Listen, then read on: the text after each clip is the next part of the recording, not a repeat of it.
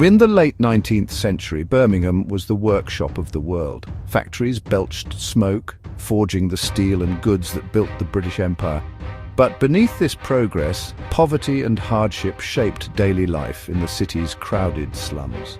For many young men, the future looked bleak, with few opportunities and little hope. In these tough conditions, street gangs formed, offering belonging, survival, and identity. The most famous of these were the Peaky Blinders, but they were not the first. Before them came the Sloggers, notorious for brutal street battles. These gangs were a problem for police and a source of fear for ordinary people. The real Peaky Blinders were desperate youths, not glamorous gangsters. Shaped by the harsh world around them, their story is one of rebellion, survival, and the search for identity in the shadows of a great industrial city. To understand why gangs like the Peaky Blinders existed, we must look at the city they called home. Birmingham was a city of extremes, innovation and wealth for some, but harsh poverty for many.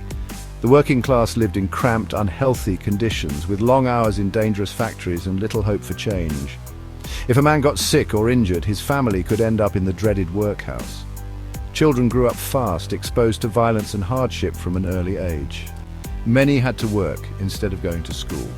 For these boys, gangs offered belonging and power in a world that gave them little of either. The gangs were not just criminals. They were a product of the deep social and economic problems of industrial Birmingham. When we think of gangsters, we often imagine grown men. But the real Peaky Blinders were surprisingly young. Many of the core members were just teenagers, some as young as 12 or 13. These were not seasoned criminals in their 30s, like the characters in the TV show. They were boys barely out of childhood who had been hardened by the streets.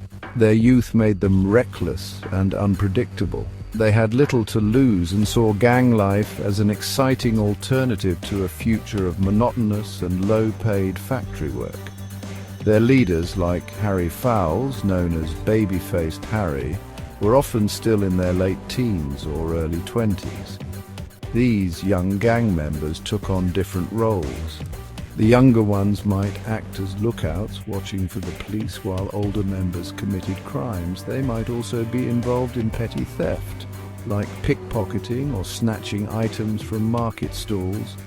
As they got older and proved their toughness, they would graduate to more serious activities, such as street robbery and violent assaults. The gang provided a clear hierarchy and a path for advancement. A boy who showed bravery and loyalty could quickly gain status and respect among his peers, something that was impossible to achieve in the wider society. Interestingly, the world of the Birmingham gangs was not exclusively male. While the fighters and leaders were almost always men, women and girls played a crucial and often overlooked role. They were known as Peaky Girls or Moles. These were the girlfriends, sisters and wives of the gang members. They were not passive bystanders, they were active participants. They would often help hide weapons or stolen goods, as their long, heavy skirts provided excellent hiding places. They could also act as spies, gathering information, or create distractions to help the men escape from the police. They were known for their own distinctive style, with flashy silk scarves and elaborate fringes. The women associated with the Peaky Blinders were just as rebellious as the men. They rejected the Victorian ideal of the quiet domestic woman. They were loud, confident, and fiercely loyal to their gang and their men. They would often be involved in fights themselves, using their fists or even their belts to defend their honor or their territory. For these young women, being a Peaky girl offered a degree of freedom and excitement that was denied to most working-class women of the time. They were part of a subculture that had its own rules and its own sense of glamour, standing out from the drabness of their surroundings. The Peaky Blinders were not a sophisticated criminal organization like the Mafia or the fictional Shelby family. They were, first and foremost, a street gang. Their criminal activities were mostly opportunistic and based on violence and intimidation. Their main source of income was robbery. This could range from simple street muggings where they would target a lone worker on his way home on payday to more organized attacks on shopkeepers or publicans. They were known for their brutality.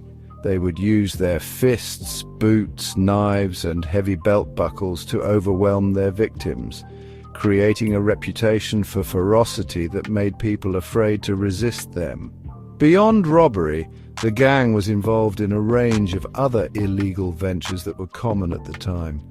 They ran protection rackets, demanding money from small business owners, bookmakers, and pub landlords in exchange for safety. This safety was, of course, safety from the gang itself. If someone refused to pay, their property would be vandalized or they would be viciously beaten. The Peaky Blinders also engaged in illegal betting, controlling illicit gambling rings away from the eyes of the law. This was a popular pastime in working-class communities, and controlling the betting gave the gang both money and influence. Daily life for a Peaky Blinder revolved around asserting dominance in their territory. This meant frequent, violent clashes with rival gangs. Fights known as sloggings would break out over territory, insults, or control of criminal enterprises. These were not organized duels, they were chaotic and brutal brawls in the streets, often involving dozens of young men. Weapons were common. Stones, bricks, knives, and metal-tipped boots were all used. The police of the era were often outmatched and under-resourced, struggling to contain the widespread violence that plagued the slums of Birmingham. For the gang members, these fights were a way to prove their toughness and maintain their fearsome reputation. Survival was the key. The money they made from crime was not spent on building a business empire. It was spent on immediate pleasures. Fine clothes, alcohol, and nights out at the pub or music hall. This lifestyle was a form of defiance. It was a way of showing off and enjoying the moment in a world where the future was uncertain. They lived a flashy but precarious existence. A gang member could be arrested, seriously injured in a fight, or sent to prison at any moment.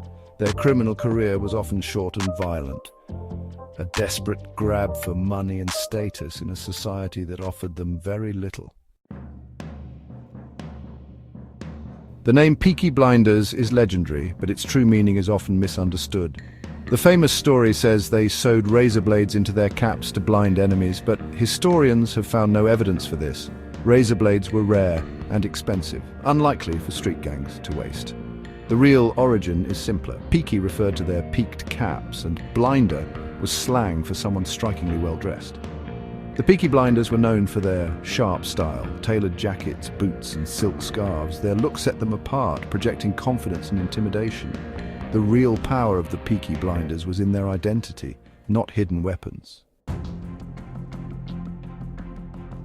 The popular television series Peaky Blinders has brought the story of this Birmingham gang to a global audience. It's a brilliant piece of television, full of drama, style, and compelling characters. However, it's important to remember that it is a work of fiction, not a historical documentary. The show takes the name and the spirit of the real gang and weaves a much grander, more romanticized story around them. There are many significant differences between the historical reality and the on-screen drama. Understanding these differences helps us appreciate both the real history and the creative television series. The biggest difference is the timeline and the scale of their operations. The real Peaky Blinders were most prominent in the 1890s and early 1900s, before the First World War. The TV show is set in the 1920s and 1930s, after the war. By this time, the original Peaky Blinders gang had largely faded away. The show's central character, Tommy Shelby, and his family are entirely fictional creations. There was no Shelby family running a massive criminal empire involved in national and international affairs. The real gang was a local nuisance, not a national crime syndicate. Their crimes were street-level robbery and violence, not complex schemes involving government conspiracies and opium shipments. Another major difference lies in the age and status of the gang members. The TV show portrays the leaders as powerful men in their 30s and 40s. As we've seen, the real Peaky Blinders were mostly teenagers and very young men. They were not wealthy businessmen, they were poor kids from the slums. The glamorous lifestyle depicted in the series, with its lavish homes, expensive cars and fine whiskey, is a far cry from the reality of their existence. The real gang members spent their money on beer and clothes, and their headquarters was a local pub, not a grand office. Finally, the very name Peaky Blinder is used differently. In the TV show, it refers specifically to the Shelby family's organization. In reality, Peaky Blinder became a more general term by the early 1900s. It was used to describe any young street thug in Birmingham who dressed in a similar style and engaged in violent behavior. It was less the name of a single organized gang and more of a catch-all label for a type of youth subculture. While the television series is fantastic entertainment, the true story of the Peaky Blinders is a grittier and more localized tale of youth, poverty and rebellion in industrial Birmingham. The dominance of the Peaky Blinders and other street gangs in Birmingham did not last forever. By the time the First World War began in 1914, their power was already on the wane. Several factors contributed to their decline. One of the most important was stronger and more effective policing. For years, the police had struggled to control the gangs, but by the early 20th century, they were becoming better organized. Tough new police chiefs like Charles Horton Rafter were appointed. They were determined to stamp out gang violence, and they enforced the law with a new level of strictness and determination. Changes in society also played a huge part. The introduction of compulsory education meant that more children were in school rather than on the streets. This gave them a better chance at a future that did not involve crime. Youth clubs and sports teams like those run by local churches and charities also started to become popular. These organizations offered young boys an alternative to gang life. They provided a sense of belonging, discipline, and a way to channel their energy into something positive like boxing or football. This slowly eroded the recruitment pool for the street gangs. The First World War delivered the final blow to the old gang culture. Many of the young men who would have been Peaky Blinders went off to fight in the trenches of France and Belgium. They experienced a level of organized violence and discipline far beyond anything they had known on the streets of Birmingham. Those who survived came back as different men, and the world they returned to was also changing. The pre-war gang rivalries seemed petty and pointless after the horrors of the war. A new generation of criminals emerged, but they were different from the old street-slogging gangs. After the war, the term Peaky Blinder fell out of common use. The era of large-scale territorial street fights was largely over. Crime, of course, did not disappear, it simply evolved. The new generation of criminals, led by figures like the real-life Billy Kimber, were more interested in organized crime, particularly the control of racecourse betting rackets. They were businessmen as much as thugs.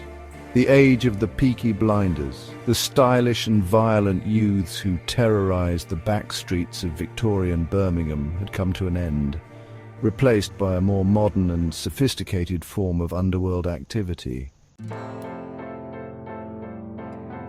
The story of the real Peaky Blinders is more than just a tale of crime and violence. It's a powerful reminder of the deep social inequalities that existed at the heart of the British Empire, at a time when Britain was the richest and most powerful nation on earth. Millions of its own citizens lived in desperate poverty. The wealth generated by the factories of Birmingham and other industrial cities did not trickle down to the workers who created it. This vast gap between the rich and the poor created the conditions for social unrest crime and the rise of gangs like the Peaky Blinders. The empire brought immense riches to Britain, but this wealth was concentrated in the hands of a small elite. For the working classes, the empire was a distant concept. Their reality was low wages, poor housing, and limited opportunities. The Peaky Blinders were a direct consequence of this system. Their rebellion against society was a rebellion against a life of drudgery and poverty. They chose a path of crime because, to them, it seemed like the only way to get a taste of the money and respect that was denied to them through legal means. Their story highlights the hypocrisy of an empire that claimed to be civilizing the world while neglecting millions of its own people at home. This history holds important lessons for us today. The problems of poverty, inequality, and lack of opportunity have not disappeared. In many cities around the world, there are still communities where young people feel left behind. When young men and women feel that society has no place for them and offers no hope for a better future, they may be drawn to gangs and a life of crime. The story of the Peaky Blinders shows us that crime is often a symptom of deeper social problems. To prevent it, we need to address the root causes: poverty, lack of education, and social exclusion. By looking back at the real Peaky Blinders, we can see the human cost of inequality. Their story is not one to be glorified, but it is one that should be understood. It reminds us that every society has a responsibility to provide all its citizens with a fair chance to succeed. When we fail to do so, we create the very conditions that allow desperation and violence to flourish. The tale of those rebellious, stylish, and violent youths from the back streets of Birmingham is an echo from the past, warning us of the dangers of a society that forgets about its poorest and most vulnerable members.